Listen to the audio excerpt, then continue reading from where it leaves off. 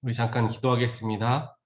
사랑의 하나님 감사합니다. 오늘도 저희들 주님의 말씀 가운데로 나아갈 수 있도록 인도하시고 말씀으로 세상을 창조하시며 말씀으로 우리 한 사람 한 사람을 창조하신 하나님을 온전히 예배하고 또한 찬미합니다. 이 시간 저희들 하나님께로 나아가며 또 말씀에 집중하며 나아갈 때 우리들의 심령을 주님께서 붙들어 주시고 주님께 집중하게 하시며 주님과 함께 교제하는 귀한 예배의 자리가 될 수 있도록 인도하여 주시옵소서. 하나님 하루하루를 살아가는 우리들의 삶이 하나님 말씀에 붙들리는 삶이 되길 원합니다. 예수와 동행하는 삶, 말씀과 함께하는 삶이 되게 하여 주시어서 우리의 삶이 세상과 구별되어지는 삶이 되게 하시며 또한 우리들의 모습과 우리들의 심령이 주님께서 원하시고 또 기뻐하시는 그러한 모습으로서 변화되어질 수 있도록 아버지 언제나 저희들을 지키고 보호하여 주시옵소서. 이 시간 저희들 주님의 말씀을 대합니다. 주님 말씀하여 주시고 저희들 그 들은 말씀대로 순종할 수 있는 결단함 또한 허락하여 주시옵소서. 이 모든 말씀 예수 그리스도 이름으로 간절히 기도드리옵나이다. 아멘. 오늘 말씀 보겠습니다. 오늘 말씀은 히브리서 4장 12절부터 16절까지 말씀을 보겠습니다. 히브리서 4장 12절로 16절까지 말씀을 함께 보겠습니다. 하나님의 말씀은 살아있고 힘이 있어서 어떤 양날 칼보다도 더 날카롭습니다. 그래서 사람 속을 꿰뚫어 혼과 영을 갈라내고 관절과 골수를 갈라놓기까지 하며 마음에 품은 생각과 의도를 밝혀냅니다. 하나님 앞에는 아무 피조물도 숨겨진 것이 없고 모든 것이 그의 눈앞에 벌거숭이로 드러나 있습니다. 우리는 그의 앞에 모든 것을 드러내 놓아야 합니다. 그러나 우리에게는 하늘에 올라가신 위대한 대제사장이신 하나님의 아들 예수가 계십니다. 그러므로 우리의 신앙 고백을 굳게 지킵시다. 우리의 대제사장은 우리의 연약함을 공정하지 못하시는 분이 아닙니다. 그는 모든 점에서 우리와 마찬가지로 시험을 받으셨지만 죄는 없으십니다. 그러므로 우리는 담대하게 은혜의 보좌로 나아갑시다. 그리하여 우리가 자비를 받고 은혜를 입어서 제때에 주시는 도움을 받도록 합시다. 아멘. 오늘 말씀을 통하여서 우리가 배우고 또한 경험하는 것은 하나님의 말씀은 어떠한 것인가에 대해서 우리는 보게 됩니다.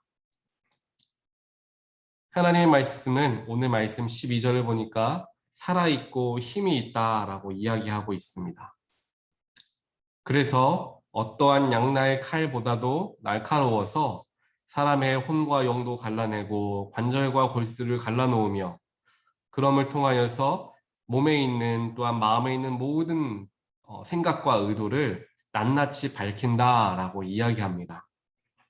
결국 그 말씀은 날카로운 칼처럼 우리 가운데 들어와서 우리가 숨길 수 없는 부분까지도 들추어내어서 그 속에 있는 마음과 생각을 밝혀내는 것이다 라고 이야기합니다.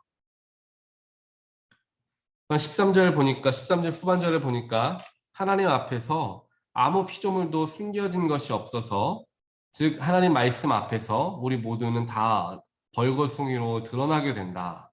또한 하나님 앞에서 모든 것을 드러내어 놓게 된다라고 성경은 이야기하고 있습니다. 결국 말씀은 우리의 죄를 깨닫게 하고 우리의 모든 생각과 우리의 마음을 밝혀주는 것이다 라는 것을 우리는 오늘 말씀을 통하여서 보게 되는 것이죠. 그래서 우리가 말씀을 묵상하고 또한 말씀을 대하는 과정 속에서 우리도 몰랐던 우리 스스로도 깨닫지 못했던 우리 안에 있는 생각과 마음의 의도를 알게 되는, 깨닫게 되는 경우들이 굉장히 많이 있습니다. 내가 이렇게 부족한 사람이었구나도 말씀을 통해 깨닫게 되고 또한 말씀을 통하여 내가 이러한 행동들을 했던 이유가 아마 이런 것들 때문이겠구나라는 생각 또한 깨닫게 되는 경우들이 많이 있습니다. 말씀 앞에 섰을 때 우리는 우리의 있는 모습 그대로가 하나님 앞에 서게 됩니다.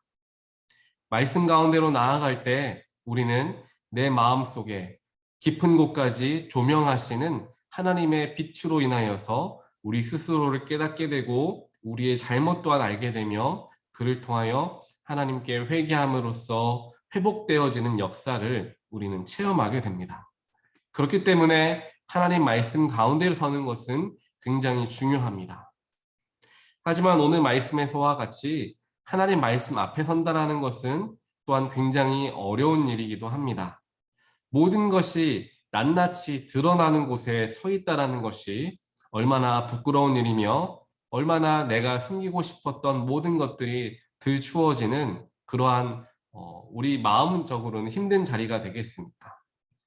또한 날카로운 칼과 같이 때로는 우리를 아프게, 우리를 찌르고 때로는 우리를 깨닫게 하시는 그 말씀이 우리 가운데 들어오게 될 때 우리는 그 속에서 어려움과 힘듦을 경험하기도 할 것입니다.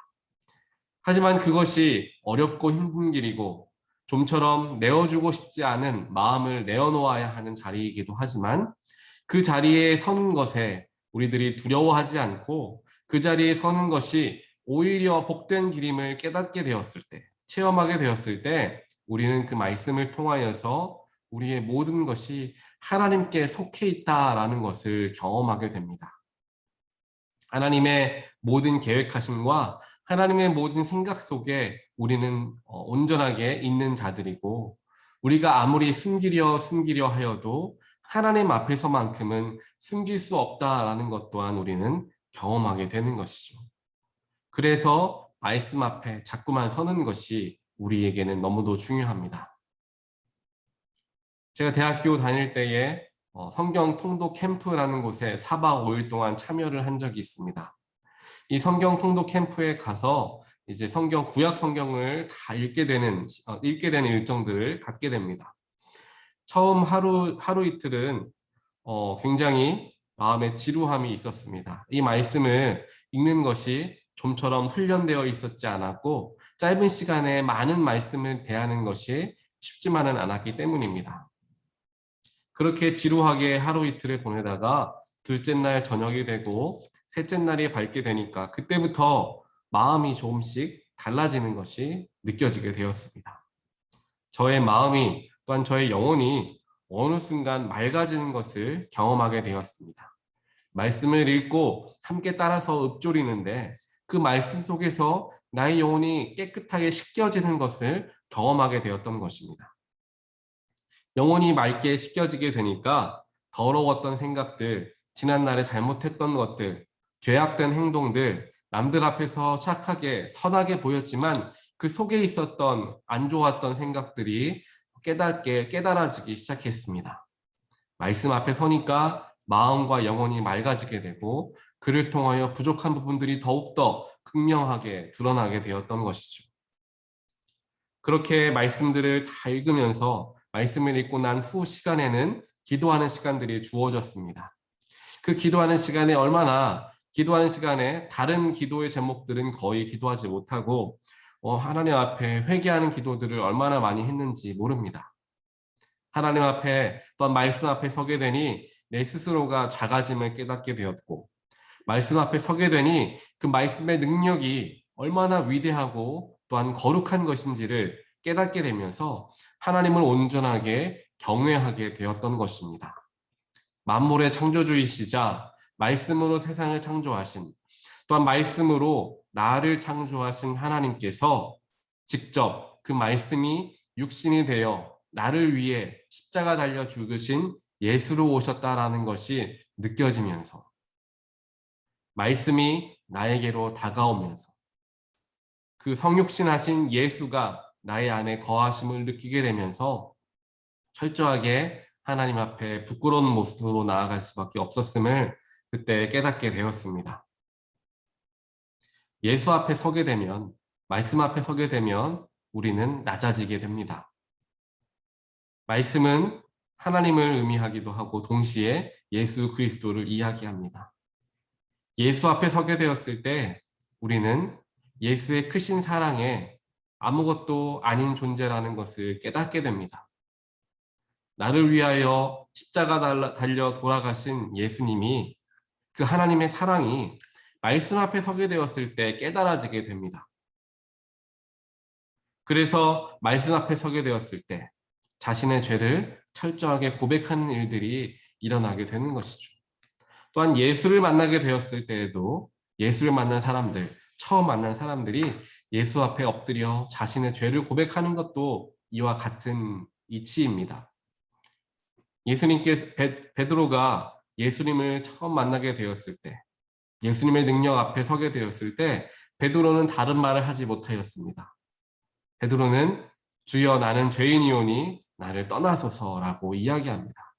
예수 앞에 서게 되니 자신의 모든 죄악된 것, 더러운 것들이 낱낱이 드러나게 됨을 베드로는 경험했던 것입니다. 사도 바울도 마찬가지이죠. 부활하신 예수를 만난 순간 자신의 모든 죄악들을 깨닫게 되었고 세상을 향하였던 눈이 멀어지는 일이 일어나게 됩니다. 눈이 멀어지면서 영적인 것을 바라보기 시작합니다. 세상에서 지금까지 자신이 바라보았던 것이 다 아무런 가치가 없고 아무런 의미가 없는 것이었다라는 것을 철저하게 눈이 멀게 되면서 깨닫게 됩니다. 그러한 자리를 통하여 자신의 모든 잘못과 예수를 믿는 사람들을 핍박하였고 예수 자체를 저주하였던 자신의 잘못을 철저하게 깨닫고 내려놓고 나아가는 순간 진정한 눈이 띄어지게 됩니다. 영적인 눈이 띄어지게 되는 것이죠.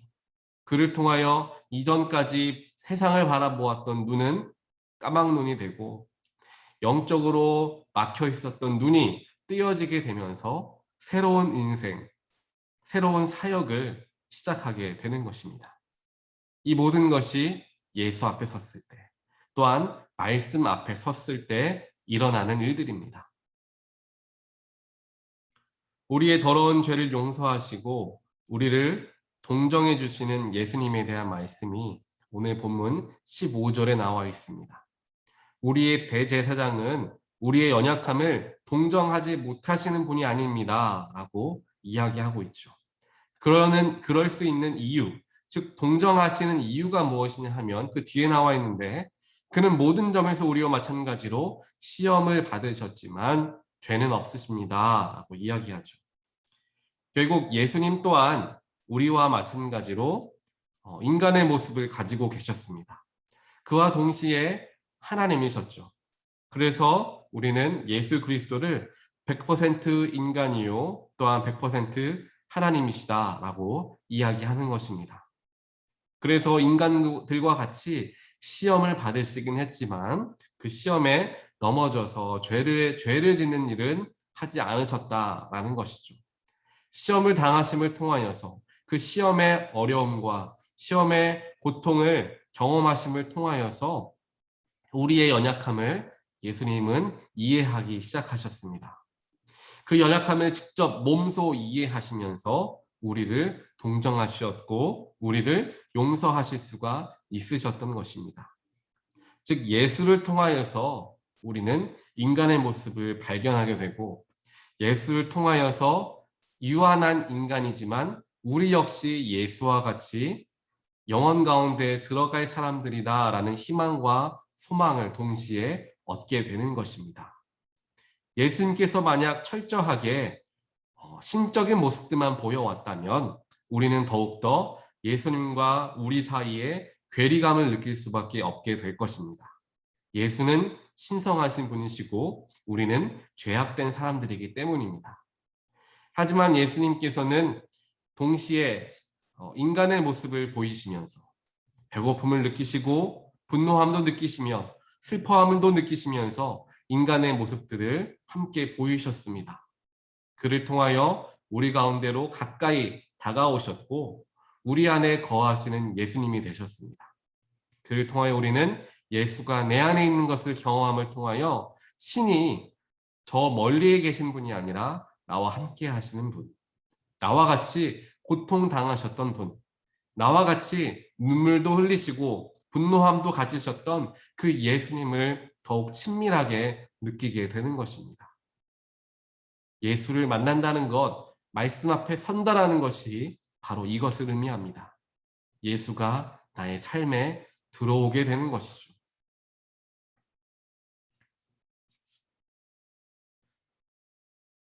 오늘 본문 16절에서는 이렇게 이야기합니다. 그러므로 우리는 담대하게 은혜의 보좌로 나아갑시다. 비록 우리가 연약하고 비록 우리가 죄악되지만 예수께서 우리에게 길을 열어주셨기 때문에 우리는 담대하게 은혜의 보좌로 나아가야 한다라는 것입니다. 이 은혜의 보좌는 무엇을 의미합니까? 바로 은혜의 보좌는 예수 그리스도를 의미하는 것이고 구원의 길로 나아가는 곳을 의미합니다. 그러면서 16절 후반을 보면은 그리하여 우리가 자비를 받고 은혜를 입어서 제때에 주시는 도움을 받읍시다 라고 이야기합니다. 여기에서 자비를 받고 은혜를 입는다는 것이 구원의 자비, 용서의 자비와 구원의 은혜를 입자라는 것을 의미하죠. 또한 이것은 제때에 주시는 도움이다 라고 이야기합니다. 우리가 쉽게 이렇게 생각할 수 있습니다. 구원을 받는다는 것, 용서를 받는다는 것은 일생에 한 번 일어나는 일이다라고 생각할 수 있습니다. 예를 들면 세례를 받을 때 우리의 옛사람이 죽고 새 사람이 되어지는 세례를 받을 때 우리의 모든 지난날의 죄와 현재의 죄와 미래의 죄가 다 해결되어지게 되었다라고 생각을 합니다. 물론 그것도 굉장히 맞는 답입니다. 하지만 그것으로만 끝나는 것이 아니라 우리의 오늘 말씀에서처럼 죄 용서함과 구원으로 들어가는 그 은혜는 제때에 주시는 도움, 그때그때 받아야 할 도움이다라고 성경은 이야기하고 있습니다. 즉, 죄 사함은 한 번으로 끝나는 것이 아니라 계속해서 이루어져야 한다라는 사실입니다. 그렇기 때문에 예수님도 제자들의 발을 씻겨주시면서 너희들의 몸은 씻을 필요가 없다. 왜냐하면 이미 씻겨졌기 때문이다 라고 이야기하십니다. 대신에 그들의 발은 죄악된 세상 속에서 계속 매일 더러워지기 때문에 매일같이 씻겨지는 일들을 해야 한다라고 이야기합니다. 이 이야기는 무엇이냐? 예수를 통하여서 예수를 믿는 믿음을 통하여서 우리의 죄가 용서받게 되었는데 그 용서받은 죄는 우리의 원죄, 우리가 가지고 있었던 인간으로서의 한계의 죄가 용서받았음을 의미합니다. 하지만 그렇게 인간으로서의 한계의 죄를 용서받았지만 날마다 우리는 부족한 삶을 살아가기 때문에 죄를 지을 수밖에 없게 되어 있습니다.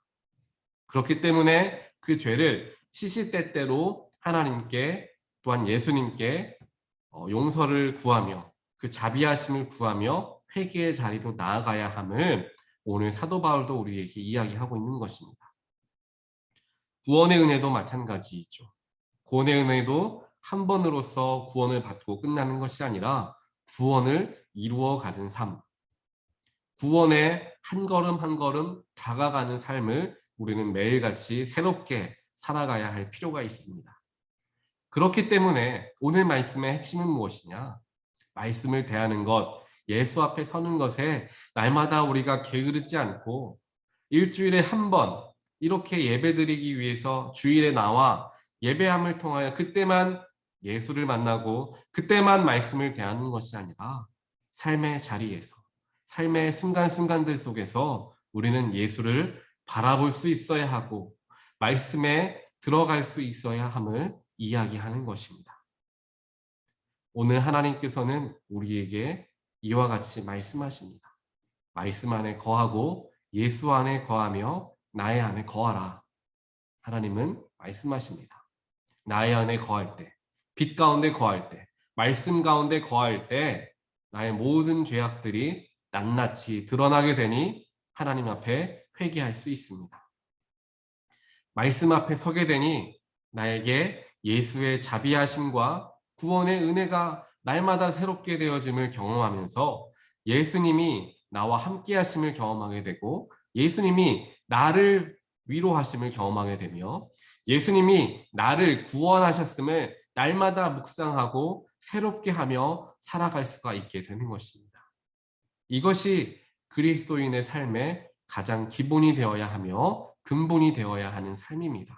이렇게 살아갔을 때 우리는 세상에서 승리할 수 있습니다. 이렇게 살아갔을 때 어떠한 어려움과 문제가 우리를 찾아와도 일희일비하지 않고 낙심하지 아니하고 우리는 승리하며 살아갈 수 있게 됩니다. 이렇게 우리가 살아가게 되었을 때 다른 사람들로부터 상처받는 일도 상처를 주는 일도 적어지고 줄어지게 될 것입니다. 왜냐하면 우리가 바라보는 것은 세상이 아니라 하나님이기 때문입니다. 왜냐하면 우리가 감사할 수 있고 우리가 기뻐할 수 있는 것은 세상의 조건 때문이 아니라 하나님 안에 있다라는 그 한 가지 가장 중요한 사실 때문이다라는 것을 깨닫게 되기 때문입니다. 오늘 이 말씀을 우리가 기억하면서 예수 안에 거하는 것, 말씀 안에 거하는 것은 가끔씩 어쩌다가 한 번씩 하는 것이 아니라 매일같이 매 순간마다 우리가 거해야 하는 것이다 라는 것을 생각하길 간절히 소원합니다. 그를 통하여 오늘 하루도 예수와 동행하는 삶, 예수와 함께하는 삶을 살기 원합니다. 어제 말씀에서도 마찬가지이고 오늘 말씀에서도 동일하게 우리에게 주시는 하나님의 마음이 바로 이와 같습니다. 나와 함께 동행하는 삶을 살자라는 것입니다. 예수를 생각하고 예수를 통해 바라보고 예수님이라면 어떻게 반응하셨을까 생각한 후에 반응하며 나아갈 때 내가 바라는 나의 자아가 먼저 앞서는 삶이 아니라 예수께서 나의 앞에 서는 삶, 예수께서 인도하시는 삶, 예수께서 기뻐하시는 삶이 우리의 삶이 될 줄 믿습니다. 그러한 귀한 삶을 살아가는 우리 모든 분들 되시기를 주님의 이름으로 축원드립니다. 하나님은 이처럼 우리를 축복하기를 원하십니다. 날마다 때에 따라서 도움을 주시는 그 은혜를 우리에게 허락해 주길 원하십니다. 그리고 허락하시고 계십니다. 그 은혜를 깨닫는 목, 그 은혜를 놓치지 않는 몫은 바로 우리에게 달려 있습니다. 내가 그 은혜를 바라볼 수 있는가? 그 은혜를 누릴 수 있는가? 주어진 은혜를 놓치고 살아가지 않고 누리며 살아갈 수 있는가? 우리의 영혼의 상태에 달려 있는 것입니다. 오늘 하루 우리의 마음을 하나님께 쏟고 말씀 가운데 거하기 위해서 오늘 주어진 말씀을 자꾸만 기억하시면서 하나님의 말씀은 날카로운 양날 칼과 같이 우리의 마음을 쪼개시고 낱낱이 드러내는 말씀이시다. 예수님께서는 자비하시고 우리를 동정하시며 우리에게 날마다 구원의 은혜를 새롭게 해주시는 분이시다. 이 사실을 우리가 오늘 하루 기억하면서 살아가심을 통하여서 하나님 안에 거하심을, 예수 안에 거하심에 기쁨을 누리게 되는 모든 분들 되시기를 주님의 이름으로 간절히 축원드립니다. 함께 기도하겠습니다. 사랑의 하나님, 오늘도 우리가 말씀 가운데로 나아갔습니다. 세상에 거하는 것이 아니라 말씀 속에 거하는 것이 얼마나 우리에게 소중한 것이고 또한 필수적인 것인 것임을 저희들 알기 때문에 오늘도 주 앞에 섰습니다. 이 새벽의 시간 작정하여 주 앞에 서는 것 결단코 쉬운 일이 아님을 우리 모두는 알고 있습니다. 아무리 이것을 평생을 지속해 온다 하더라도 습관처럼 굳어지는 것이 아님을 저희들은 알고 있습니다. 때로는 몸을 쳐야 하고 때로는 잠에서 깨워야 하는 결단함도 있어야 하며 우리 마음속에 주님을 만나고자 하는 사모함이 있어야지 이러한 일들이 일어남을 저희들은 잘 알고 있습니다. 그럼에도 불구하고 이 자리를 저희들이 사모하는 이유는 말씀을 대하는 것, 새벽에 함께 하나님께 기도하는 것, 하루를 주님과 함께 시작하는 것이 그 어떤 것보다도 귀중한 일임을 저희들 알기 때문입니다. 비록 몸은 피곤할지 몰라도 영혼은 깨끗해지고 영혼이 맑아지는 것을 경험하기 때문에 이 자리를 우리가 사모하는 줄 믿습니다. 하나님 이와 같이 말씀 앞에 서는 것, 말씀 가운데로 나아가는 것은 날마다 우리들 사모하길 소원합니다. 그 말씀으로 나아가서 그 말씀이 나의 삶을 주장하는 말씀이 되게 하시고 그 말씀이 나의 삶을 이루어가는 말씀 되게 하시며 나라는 사람을 만들어가는 말씀이 될 수 있도록 아버지여 축복하여 주시옵소서.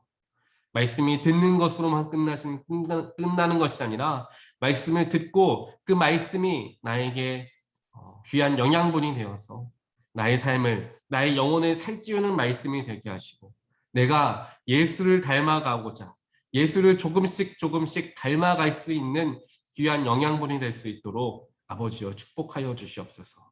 나의 삶에 말씀이 영향력이 있는 말씀이 되길 원합니다. 나의 삶 속에서 그 말씀이 나의 삶을 움직이고 나의 삶을 좌지우지하는 그러한 귀하신 하나님의 말씀이 되길 소원합니다. 나의 마음 가운데 계신 예수님, 나의 오늘의 하루의 삶을 예수님께서 붙들어 주시고 예수님께서 이끌어 주시옵소서. 내가 만나야 할 사람을 예수님께서 알게 하시고 그 사람에게 해야 할 말들을 예수님께서 깨닫게 하여 주시어서 예수께서 원하시는 삶을 삶의 하루를 살아갈 수 있도록 저희들과 동행하시며 또한 축복하여 주시옵소서. 이 모든 말씀 예수 그리스도의 이름으로 간절히 기도드리옵나이다. 아멘.